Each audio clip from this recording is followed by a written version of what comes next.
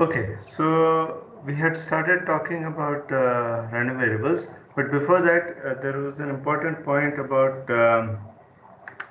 independence that I did not mention. I forgot to mention last time, so I will start with that. So,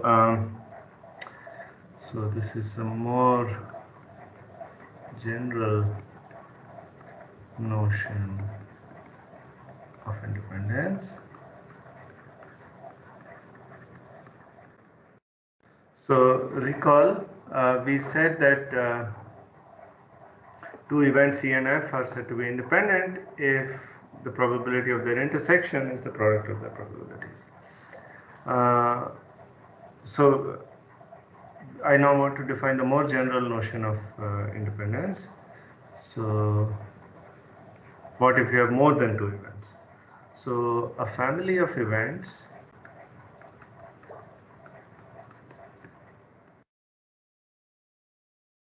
EI for I in some indexing set I, this could be countable or uncountable even in general, is said to be independent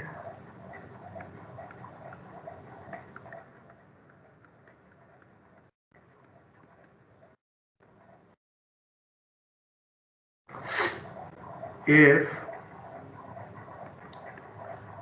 okay, so this is a very stringent notion. So you take the probability of intersections, let me say EJ maybe just to. So I take some set J, subset of I, which is finite, and then a similar equality should be true. So probability J in J, probability of EJ for all finite subsets J of I. Okay, so for example, if you have E1, E2, E3 all the way up for all natural numbers, then you have to take every finite subset. You have to check this in this condition for every finite subset. So this is not just pairs, but triplets and quadruplets and so on, all possible. So for example, you would have to check E1, E5, E7, and E a million. So like that. Okay. You would have to check for everything. Only then you can say that the family is independent. Okay, is that clear? So this is a very restrictive condition, as you can imagine. Another definition, a related definition, is the notion of pairwise independence, a weaker notion. If this family, if let's say the above family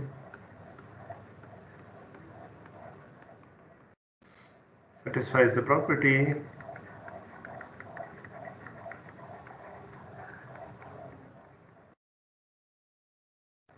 that P of EI EJ is P of EI P of EJ for all ij in I not equal to j, then it is said to possess, it's said to be pairwise independent.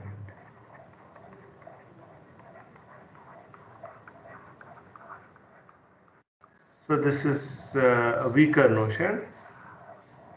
Clearly, independence implies pairwise independence because if it satisfies for all finite subsets J, it clearly satisfies this property for all finite subsets of size 2. But this is a weaker notion. Okay. Any questions about this?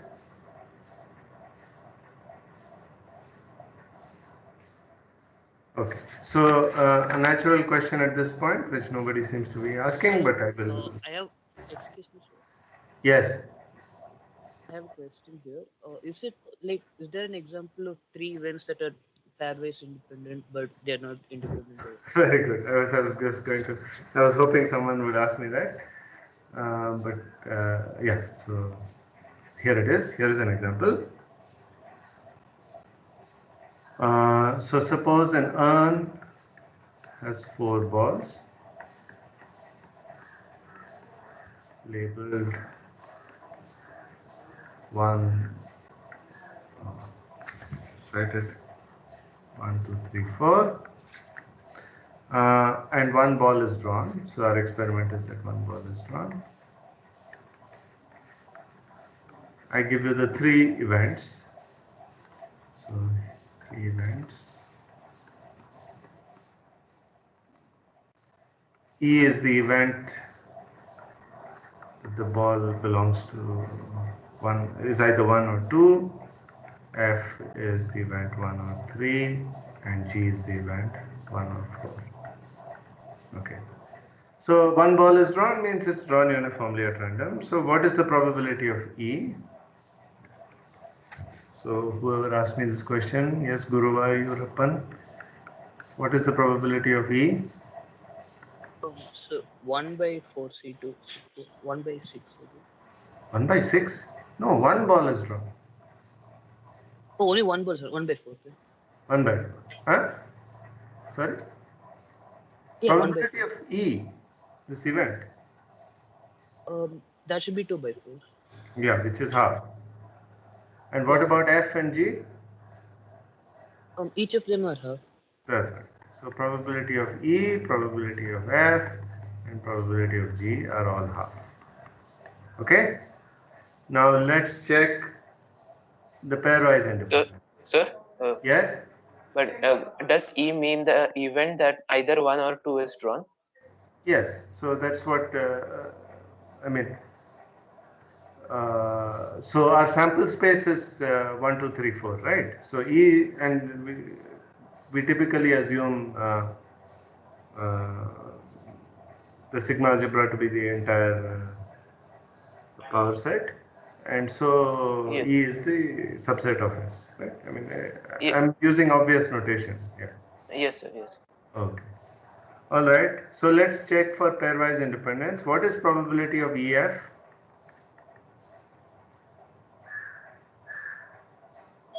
That should be like probability of only 1, so 1 by 4. Which is? 1 by 4. Correct. Just give me a second.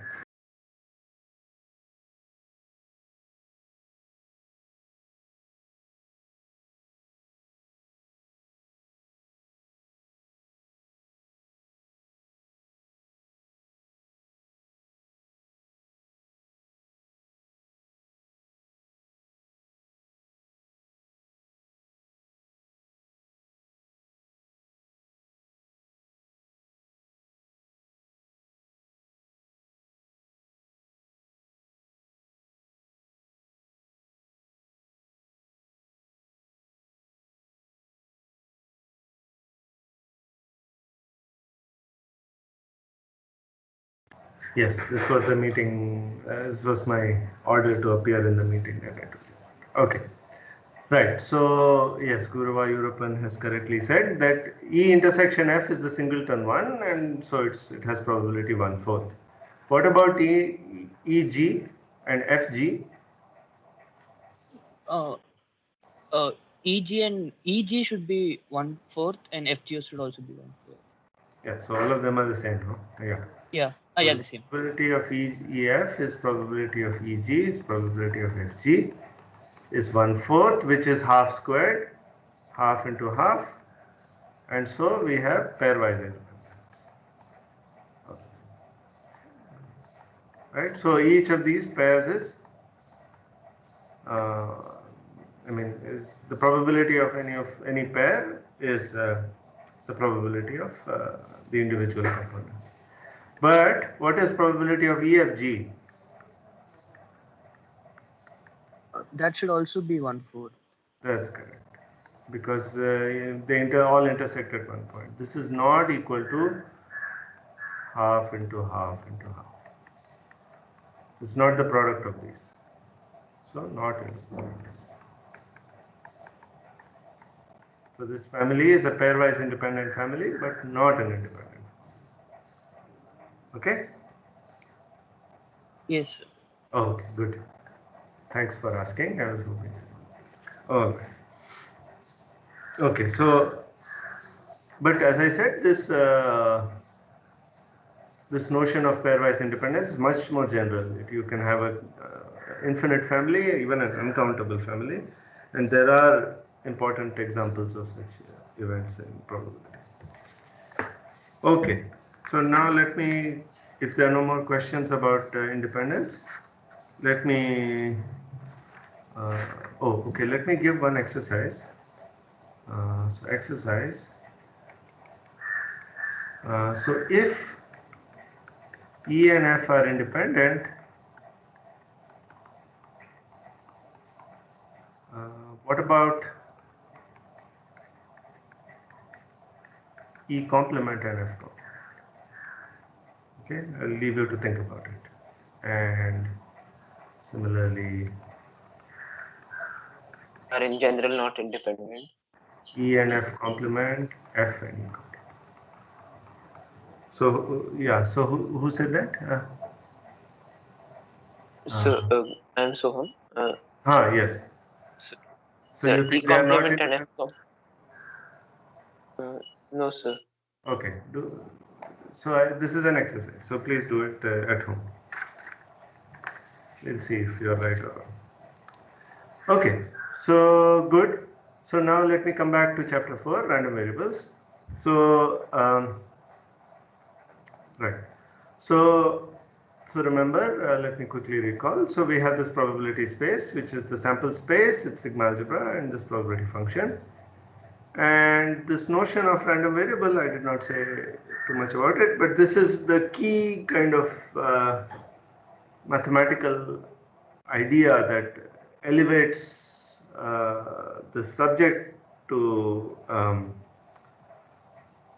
its rightful place in mathematics. I mean, before random variables were introduced and this notion of probability spaces were formalized by Kolmogorov, this probability theory was more in the nature of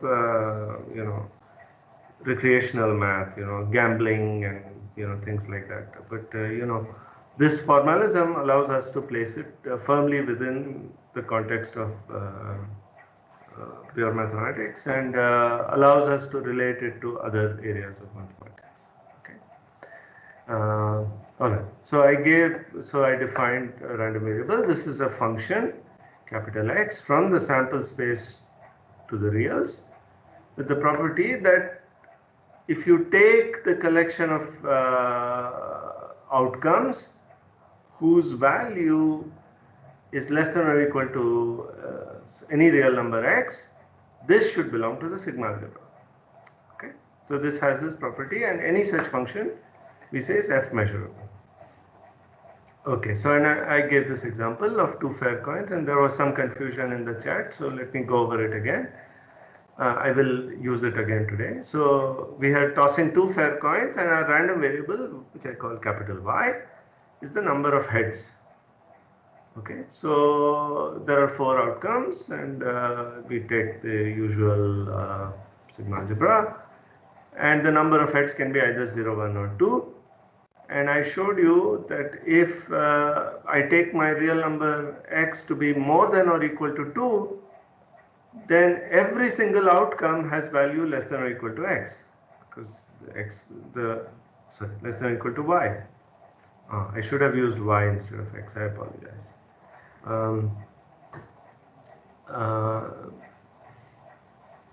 So if I take, for example, 3, then every outcome, when I evaluate y on any one of these fellows, I get a number less than or equal to 3. So the entire sample space belongs here, which, as we know, is by definition part of the sigma algebra. Similarly, if I take a number less than 0, then no outcome here evaluates to less than that or equal to that. So then this is empty, and that also belongs to the sigma algebra. So the thing that's interesting is between 2 and 1. Now, if I take something which is greater than or equal to 1 but less than 2, then H1, H2 cannot belong because its value is equal to 2. Y of that outcome is 2. Right? So it cannot belong. Everything else is less than or equal to X because it's either 0 or 1.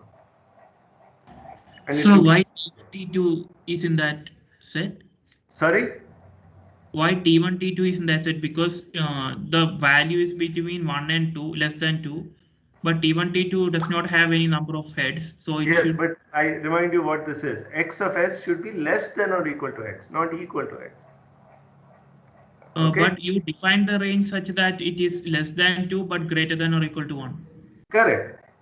So take a number 1.5. Now I want all my outcomes to be less than or equal to 1.5. Okay, so I got it, yeah. So 0 is certainly less than or equal to 1.5. No, so T1, T2 is allowed. Yes. Okay.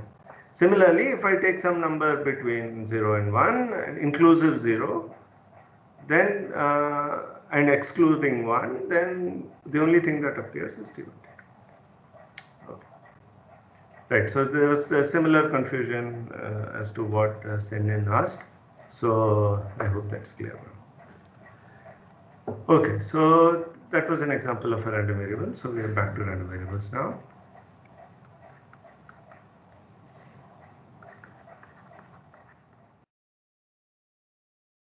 Okay. All right. So let me state some notation which will be useful for the rest of this course. We will use uppercase letters or capital letters.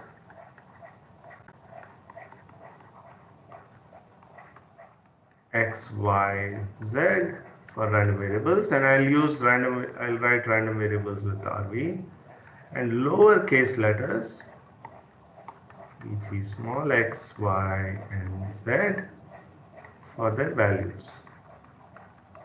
So you will often see things like probability of capital X equals small x.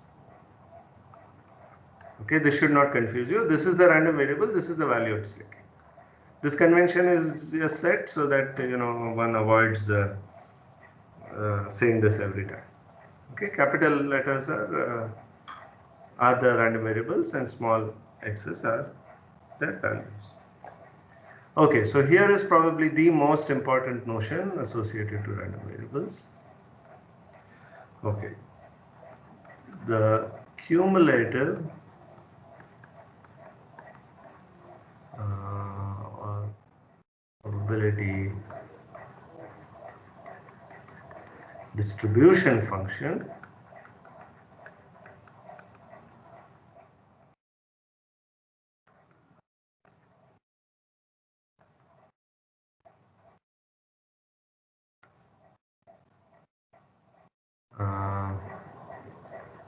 I will use CDF only, but some people use PDF. In physics especially they use PDF, but I will not use that because PDF will be something else for us. Of a random variable x is the function. We'll use capital F for this function again by convention.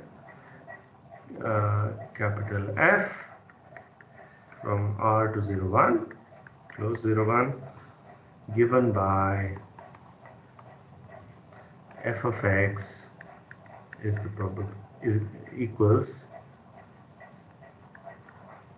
probability of x less than equal to x. Okay, so for every real number x, so I have a random variable, right? For every small x, I evaluate the probability that x is less than or equal to x.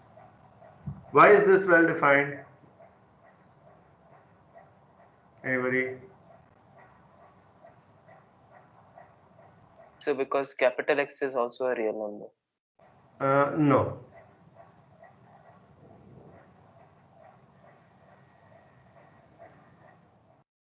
Probabilities are evaluated at events.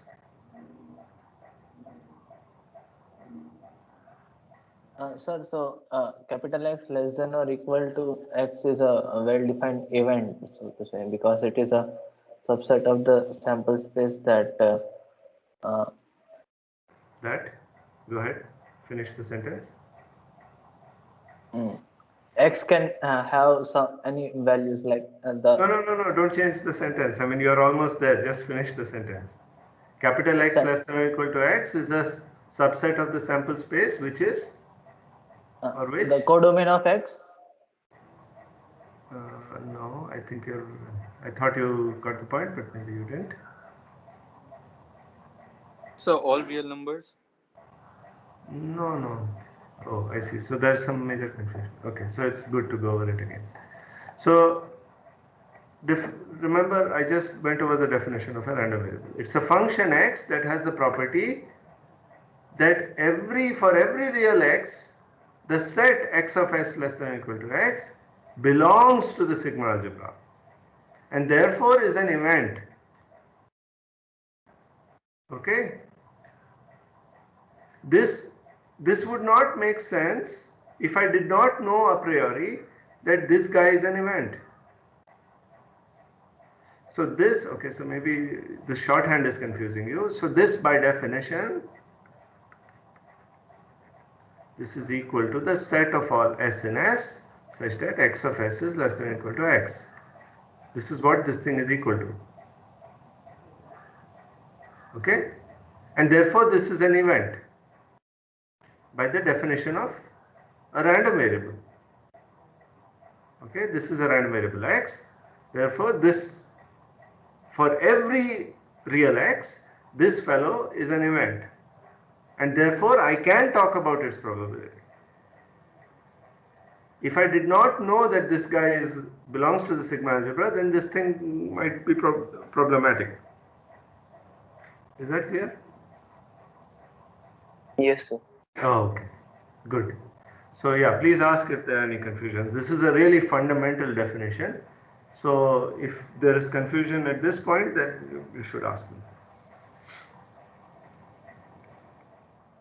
Okay, so I'll wait for questions, but meanwhile I'll go back to my example. Okay, so let's go back to this example. Y equals the number of heads of two fair coins. Okay. Now I want to evaluate the CDF of this function. Okay, so maybe some of you can tell. So y equals number of heads in a toss of two fair coins. Right. So what does it look like? So f of y, okay, maybe I'll just use x because I've been using x in the previous example. So what can you say about f of x? So I revised this example a second ago. So notice that in our definition of random variable, we did not say anything about the probability space. So random variable only cares about S, the sample space, and the sigma algebra. There's no probabilities anywhere in the definition, right? And you can see it here. I did not talk, so I could have completely omitted this statement fair, and this would still be the sample space. But now when I am talking about the CDF, the cumulative distribution function, I definitely need the probability function, and therefore I need to tell you what the thing is, and I've told you these are fair coins. Okay, so now stare at this and tell me some value of, for some x at least you should be able to tell me the value.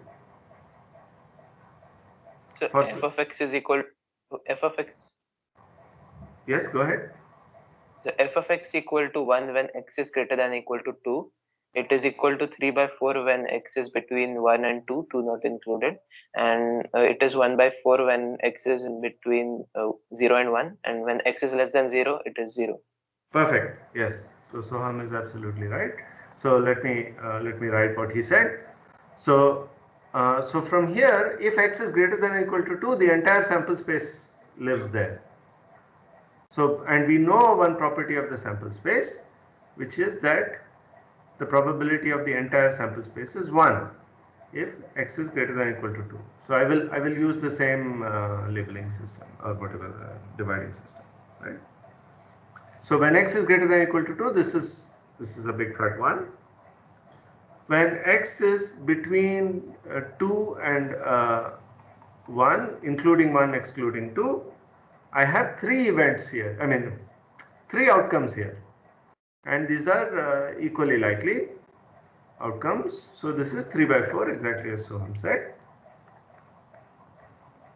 And now when it's between 1 and 0, including 0, then I have only one outcome, and so it has probability 1/4. And lastly, when x is strictly less than 0, then no event has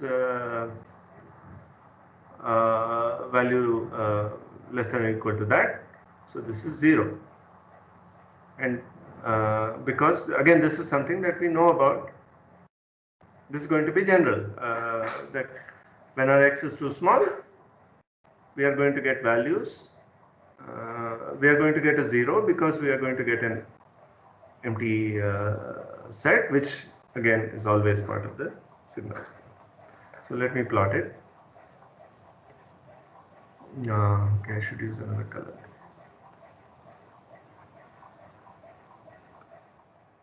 Okay. Try to plot it. Okay, that's good enough, I guess. So this is 1. Yeah. So this is 0. Let me put it here. So 0, 1/4, half, 3/4, 1.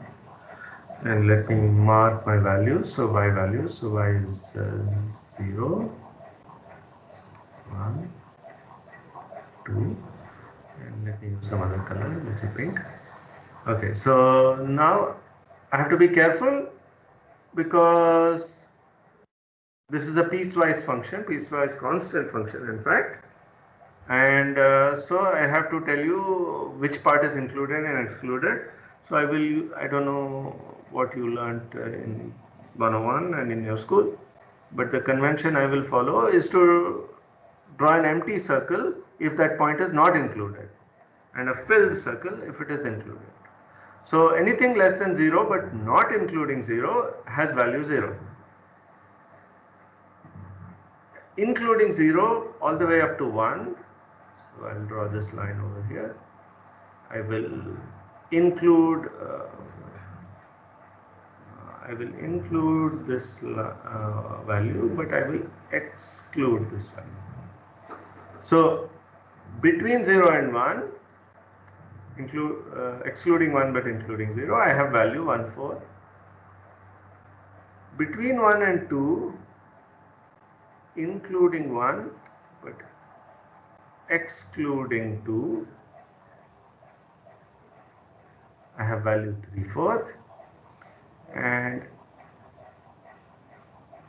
everything above and including 2, I have value 1. So this is how it looks like. Okay. So it does not take value half, which is what you might be tempted to draw. Okay. Any questions? Okay. So this this function, as I said, is probably the most important function for us in probability. It has a number of properties that are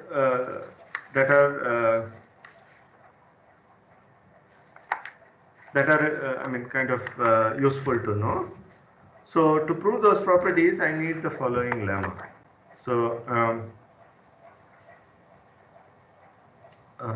so let me state it.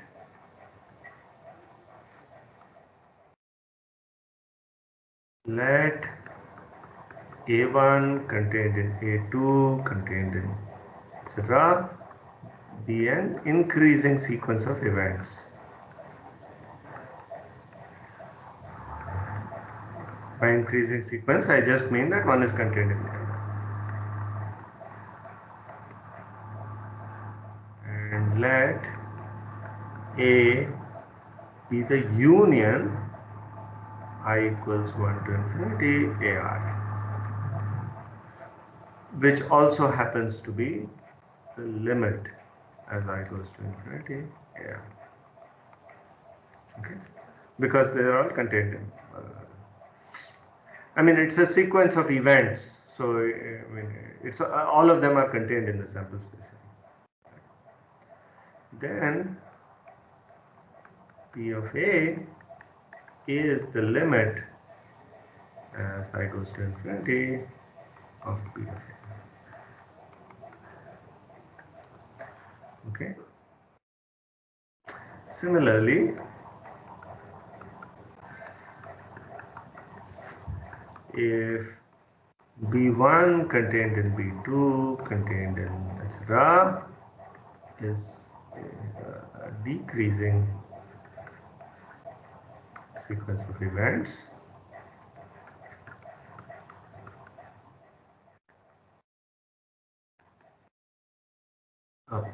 and B is intersection I equals 1 to infinity BI. Again, this is equal to limit, right? Then same conclusion. Probability of B is the limit as I goes to infinity, probability of BI. Okay. So let me prove the first part. The other argument is similar. We will prove the first part.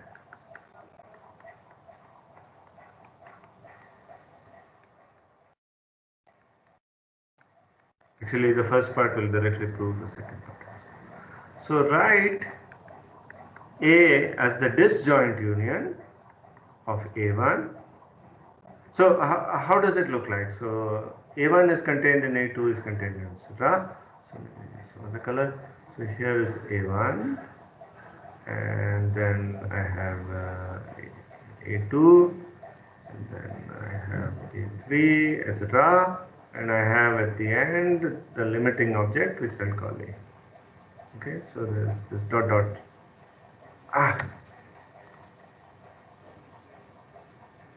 Okay, I should do that. Okay, so at the end there is A. Okay, it's a limiting object. So here is A1. Then I have this other part which is A2 minus A1. Right, that's this annulus over here. Disjoint union A3 minus A2. Run out of space. Disjoint union, etc. all the way. Right. So. So. Yes. This is an infinite sequences of the events, and how Yes. there would be a limiting A at the end then? Why not? What's the problem? Because there is infinite number of events and. Yeah, I did not say the sample space is finite, no. Remember, we have seen examples of infinite sample space. Yeah. Yeah. So we can have certainly have infinite non-trivial events. Right? Remember tossing a coin infinite times, etc. We had things like that. Yes, sir. Okay. So then, because this is disjoint, P of A is P of A1. This guy is separate, plus sigma I equals 1 to infinity P of A sub I plus 1 minus AI, but that is equal to. Now, because AI is contained in AI plus 1, this set difference, this was one of the lemmas we proved, is the difference of their probabilities. This is not true in general. This is because AI is contained in AI plus 1. Okay? And now this is a telescoping series. So I have P of A1 plus, the first term is P of A2 minus P of A1, then I have P of A3 minus P of A2, etc., etc. So in the limit you have, so this is telescoping. So you have this limiting guy.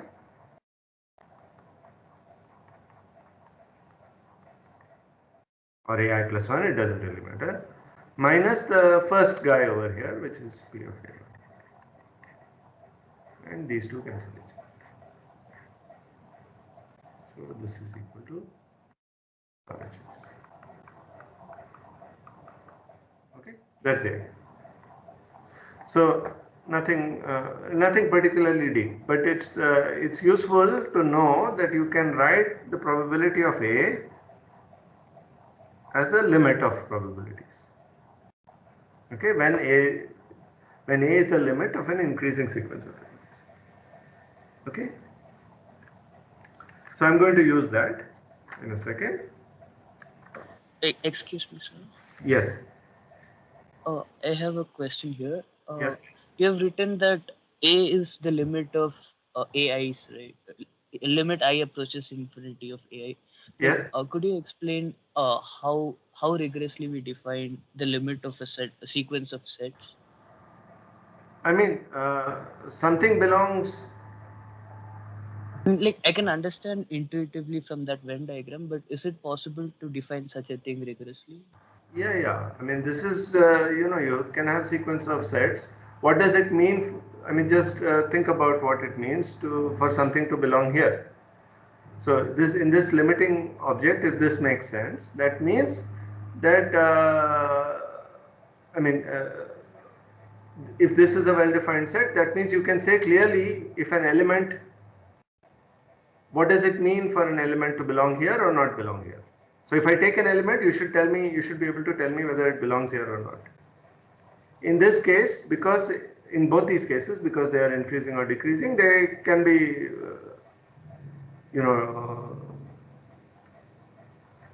thought of without too much trouble. So, but in any case, you don't have to think of it that way. I mean, I just mentioned that for if you want to think about it that way. But A is really the union of these guys, which is, Okay. I mean, you can see what's happening, right? Because the AIs are contained in one another, and so the limiting guy will also be the union of all of them. Right? Yes, like I understood that intuitively, but I was wondering if it's possible to make it more rigorously. Yeah. So it is certainly possible, and it's the natural thing that I mean, does the limit exist? What does it mean for a limit to exist? It means that a limit of sets to exist. That means you can say for every element X, whether X belongs in the set or not. Right? That's what a set. It's a very rudimentary. I mean, the first definition of sets. The set should be well defined. Every element you should be able to say whether it belongs in it or not. Yes. And in this case, in both these cases, this can be done fairly straightforward. Okay, sir. Thank Sir, you. Yes? is the limit taken as the pointwise limit of the indicator function? Like to find out whether x is in A, you take the limit of the statement x in AI. Yes, Which is one a can do sequence. it that. Yes, that's right. That's one way. Yeah, and that's particularly relevant in this setting, in probability. Yeah, good. So now I'm going to prove very important properties of set of properties of F. So the CDF F satisfies the following properties.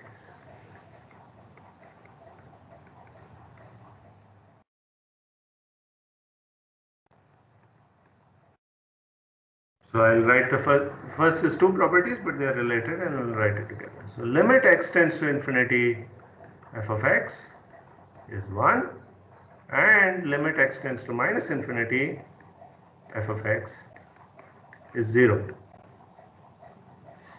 So remember, f of x is what? F of x is a probability, so it always lies between 0 and 1, as in this example. Okay, but I'm saying something stronger, which is that the limit as you go to the right, you'll get 1, and as you go to the left, you'll get 0. Okay. What's the second?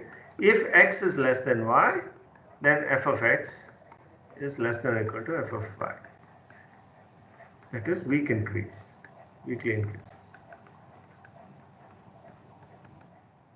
Okay, so there is a upward tendency as you go from left to right. But there is less than or equal to here. This is not less than. So x less than y implies f of x less than or equal to. You cannot decrease. That's all. Non-decreasing, if you like. The last is a more subtle property. This is saying that f is right continuous.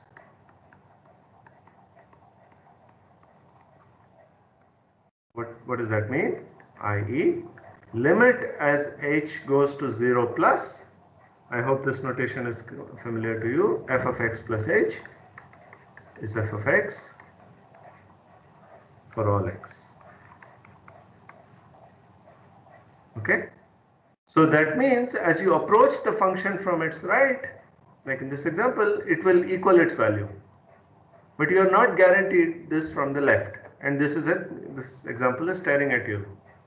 So f for any of these numbers which are non-integral, this is obvious because it's continuous over there. But on this integer points 0, 1 and 2, you see that there is this right continuity. As I approach 1 from the right, the value of the limit is equal to the value of the function. But this is not true of from the left, right? So limit, okay, so maybe I'll write this. So back to example.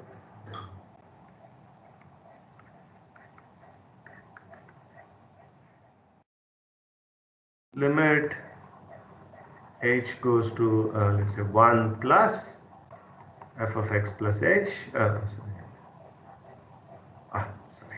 0 plus f of 1 plus h is what? Oh, I forgot it. So 1 plus h is 3/4, which is also equal to f of 1, but limit h goes to 0 minus f of 1 plus h is equal to 1/4. So this is certainly not left continuous in general, but I claim that this is always right continuous. Okay, so let's prove this. So let's prove it one at a time. So we will use the lemma.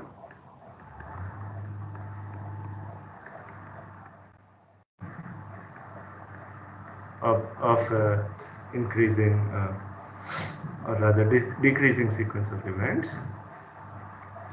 So let Fn be the event x is less than or equal to minus n, which by definition is equal to the set S in S, x of S is less than or equal to minus n. Right? This is by definition. Okay, for all natural numbers n. So I have f of 1, f of 2, etc., which means x less than or equal to minus 1, x less than or equal to minus 2, etc. Then it is clear that f1 contains f2. Why? If something is in f2, then it's that means, I mean, if some outcome is in belongs to f2, that means x of outcome, let me call it s, that means x of s is less than or equal to minus 2, but that means it's also less than or equal to minus 1. So f1 is certainly f1 certainly contains f2, right? I mean, minus 2 is less than or equal to minus 1, that's all. But this contains f3 and so on forever, right? So this is a decreasing sequence of events. Sir, Yes? isn't this the property B that we have to prove? Property B. Here? No, Yes. I'm talking about A. You will see in a second. Okay? Yes. Now, so this is a decreasing sequence of events, just like we want in our lemma. So if I have a decreasing, why is it?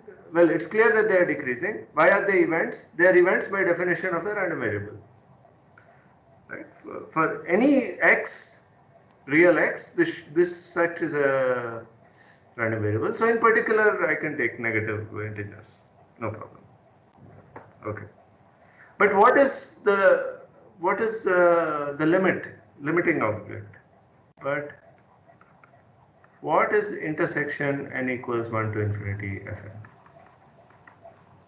What is this as a set?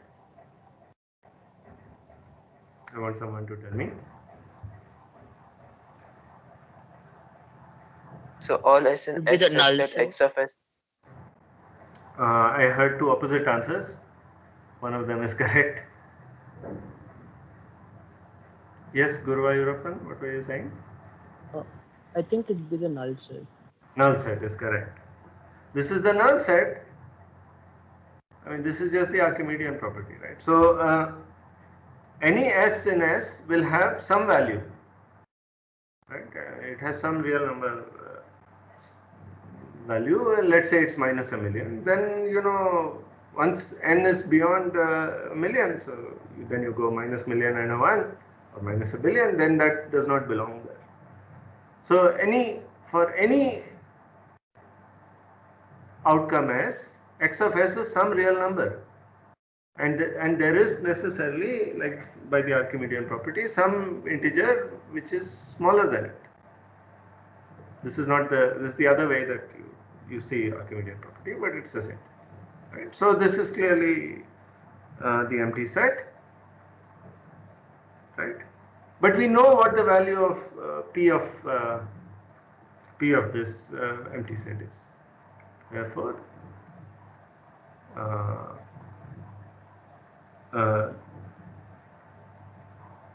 okay, so let me say this is also equal to the limit n tends to infinity fn. Right? So therefore, P of this guy is P of I. Similarly, I won't repeat the same argument, but I leave it maybe as an exercise for you. Prove the other part.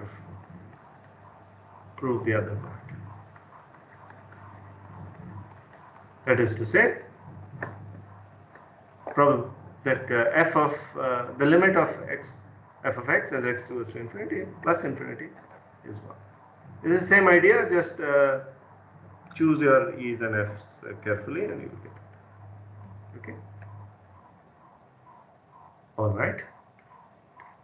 Okay, so now we did the hard part. All the others are, or maybe okay. At least B is easy. So let E of x, E of y be the set x less than or equal to x and x less than or equal to y, respectively. Okay, remember what we want to show. If x is less than y, then f of x is less than f of y. Okay.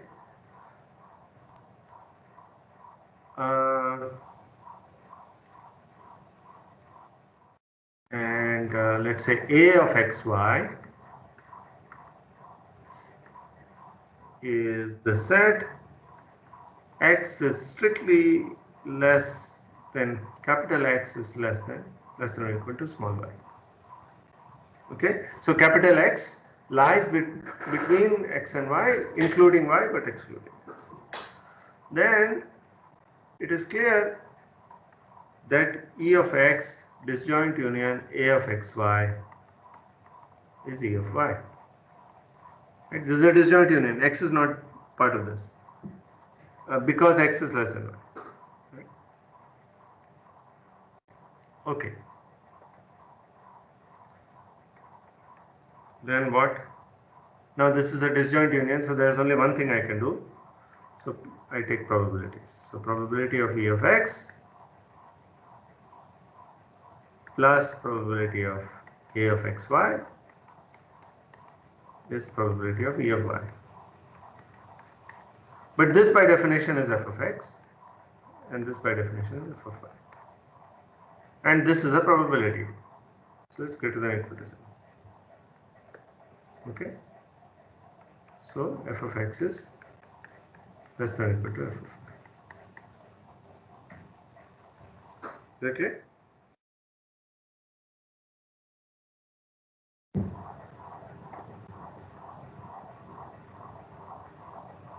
Okay, so there is a slight issue here. I was hoping someone would bring it up. What is the issue? There's something I have thrown under the rug. What is it?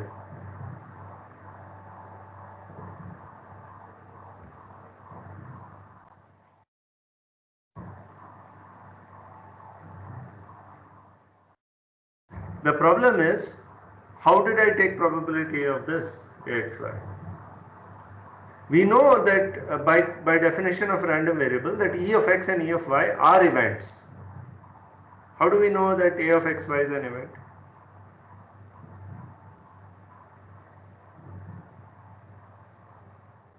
So it is the difference of the sets E of y and E of x. That's right. So, but that is something that one should remember.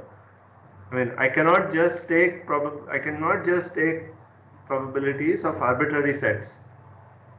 So A of xy is exercise A of xy is an event. So you can take its probability. Okay. All right. So the last thing I have to recall. So have you guys studied in your 101 or 102 the sequential test for continuity? Yes, sir. Okay. So recall the sequential criterion for continuity. So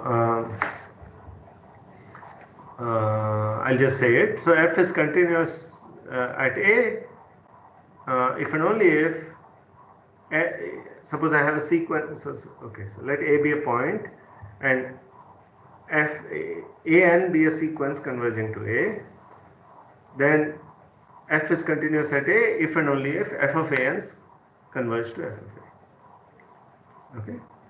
And there is a similar result for one-sided continuity. So continuity from above or below. Okay. So let an be a sequence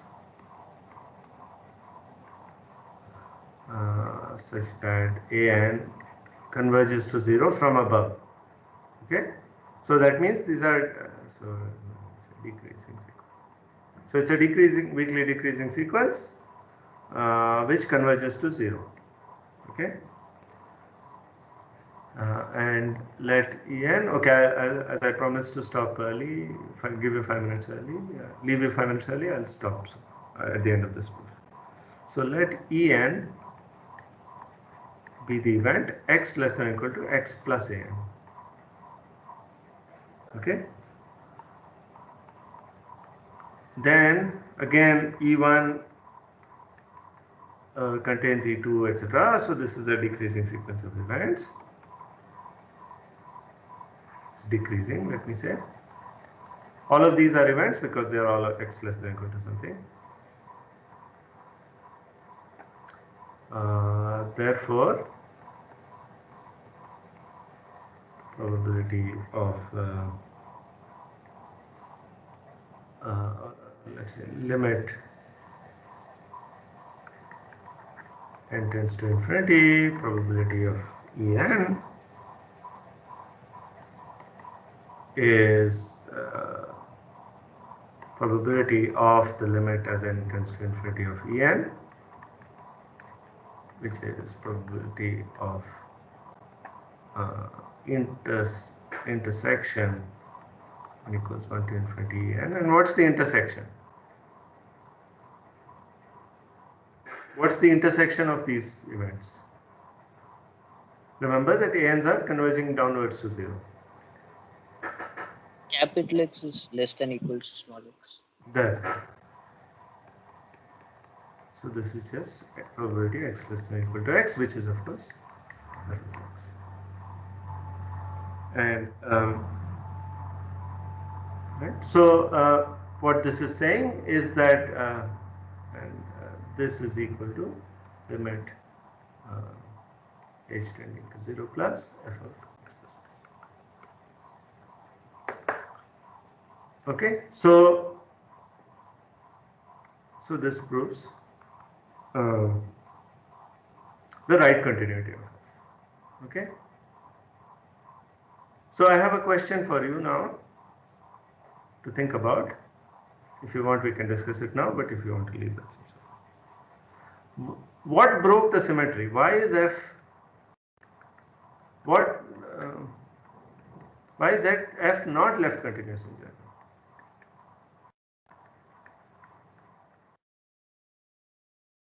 I mean, if you think about it, something is privileging right over left, right?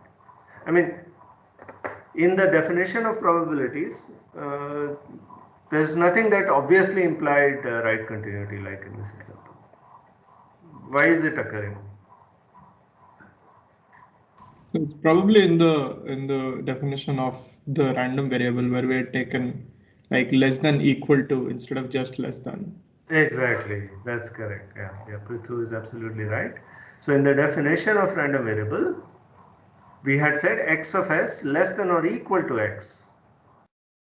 That is what that is the root cause of this right continuity. If we had said, if we had defined a random variable to be of the form x of s less than x, then we would have gotten left continuity but not right continuity. Okay, so it's a matter again of convention, but now again the conventions are fixed, so it's always right continuous. We always talk about right continuity. Okay, so this is a good time to stop. Are there any questions?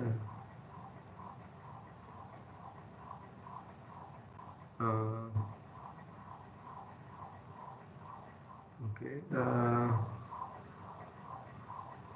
I think I answered all of them. Yeah, but if you have any doubts, you can ask. Okay, so let me stop recording.